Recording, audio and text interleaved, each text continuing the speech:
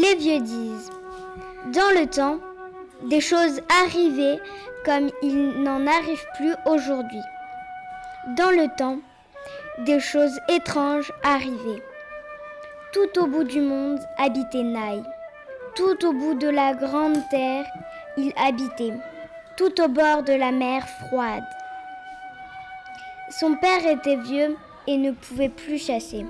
Alors, c'est Naï qui allait sur la mer avec les hommes du village.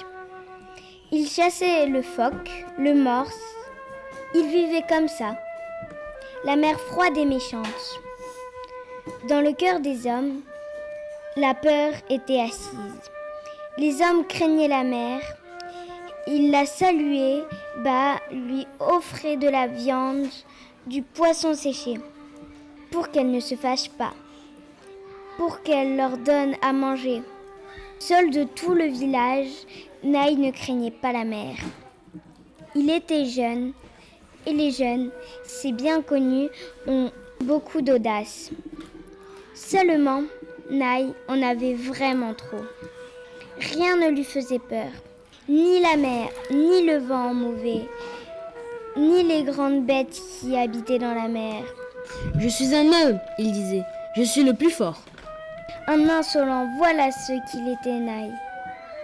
Son père n'était pas content. Il disait à son fils, quand un homme revient de la chasse, il rapporte la bête qu'il a tuée et aussi un peu de sagesse. Il revient plus riche, il revient plus intelligent. Toi, tu ne ramènes que des bêtes tuées. La sagesse, tu la laisses courir sur la mer et ta sottise, tu la laisses parler. Cesse de dire des paroles insolentes, sinon la mer va se fâcher, va te manger. Naï riait seulement. Il avait trop d'audace, c'est bien vrai. Un jour, Naï prend son harpon, son arc, les flèches et s'en va sur la mer, dans son kayak. Loin de la côte, il s'en va très loin. Le temps est beau, la mer est calme. Naï crie au vent. Souffle un peu. Pousse-moi un peu que je me repose quand même. Le vent l'entend, se lève et se met à souffler. Doucement d'abord, puis fort. La mer devient sombre, se met à bouger. Naï pagaille vers la côte, mais le vent l'entraîne au large, dans la grande mer, toute démontée. 3 jours entiers, la mer méchante a ballotté le kayak sur les vagues. Au 4e jour, le vent s'est fatigué, est tombé. Dans le kayak, Naï pagaille toujours, chante des chansons. Il n'a pas peur, Naï. La mer s'est calmée. Les phoques ont sorti leurs têtes rondes des vagues. Naï en a tué 2, 3. Naï en a tué beaucoup. Il pagaie. Il chante, il est content. Oh yo ho, oh yo he, oh yo ho yo ho. J'ai fait une bonne chasse quand même. Je ramène beaucoup de viande quand même. Le vent m'a poussé, la mer m'a porté. Ils se sont fatigués. Moi, je suis un homme. Je suis le plus fort. Comme Naï s'apprête à rentrer, tout devient noir, comme si le soleil s'était caché. Naï lève la tête et voit devant lui un cachalot. Mais pas un cachalot ordinaire. Énorme, énorme, encore plus grand que ça et avec une crête sur la tête. Le cachalot des cachalots. Le cachalot regarde Naï droit dans les yeux. Ton père a chassé ici. Ton grand-père a chassé ici. Tous les hommes de ton peuple ont chassé ici. Toujours ils ont craint la mer.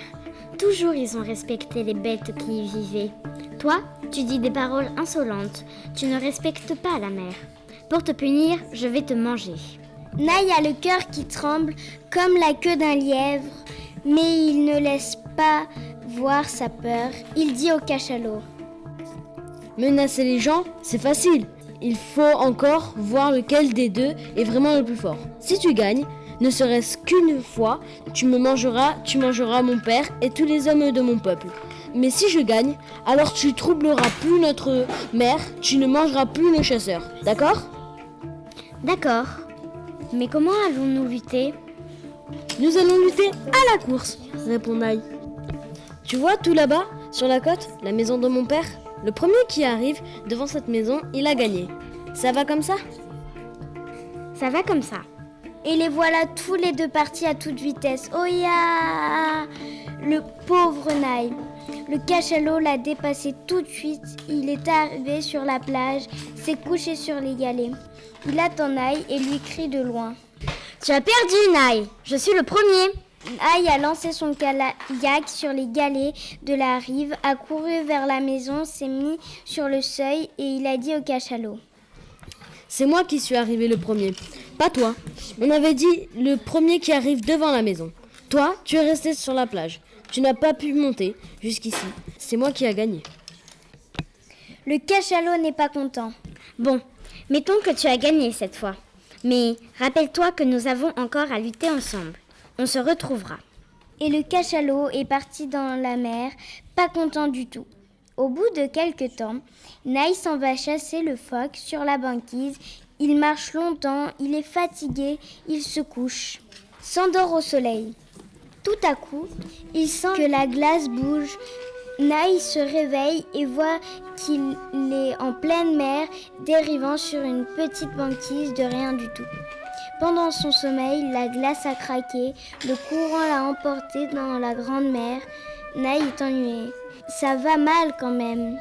Et juste à ce moment, tout devient noir, comme si le soleil s'était caché. Le cachalot sort des vagues et crie à Naï. Ah ah!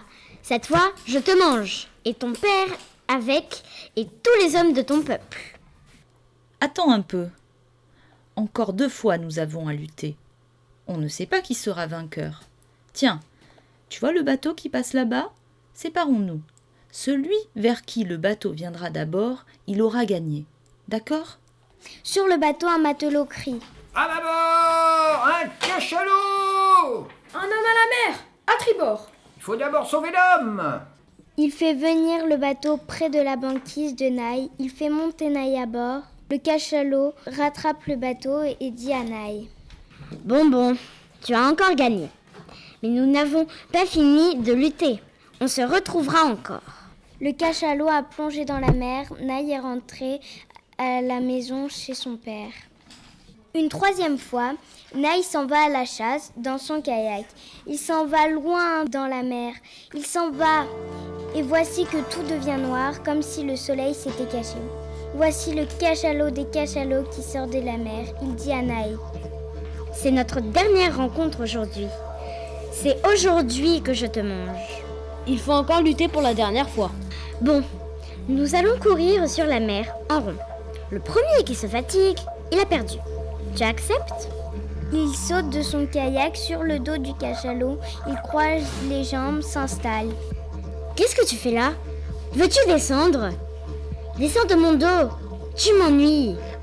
Pourquoi? Tu n'as pas dit que c'était dans mon kayak que je devais courir sur la mer? Tu n'as qu'à nager. Moi, je viens avec toi. Le cachalot se fâche pour de bon. Il se met à courir sur la mer, à sauter, à battre l'eau de sa grande queue. Rien à faire. Naï tient bon, se cramponne à sa crête, chante des chansons. À la fin, le cachalot en a assez. Tu es fatigué. Oui, je suis fatiguée. Alors, tu as perdu. Bon, j'ai perdu. Alors, rappelle-toi bien. Tu ne dois plus troubler notre mère. Tu ne dois plus manger les chasseurs. Tu l'as promis. Bon, je l'ai promis, c'est vrai. Le cachalot a donné un grand coup de queue. Il est parti dans la mer. Tout au fond, Naï est rentré à la maison. Il a appelé tous les hommes du village. Il a raconté ce qui s'était passé. Vous voyez, a-t-il dit. J'avais raison. Je suis un homme. Je suis le plus fort. Le cachalot a une grosse tête, mais dedans il n'y a que des pincettes de cachalot. Ma tête est petite, mais il y a des pincettes d'homme dedans. C'est moi le plus fort. Les hommes du village ont hoché la tête.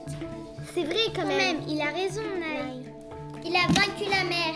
Il a rendu service à tout le monde.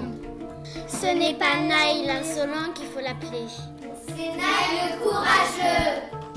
Et depuis ce temps, le cachalot ne mange plus les hommes. Depuis ce temps, tout le monde sait que l'homme est le plus fort. Depuis ce temps, les chasseurs sortent en mer hardiment, prennent beaucoup de phoques, ont beaucoup de viande à manger et la peur n'habite plus le cœur des hommes.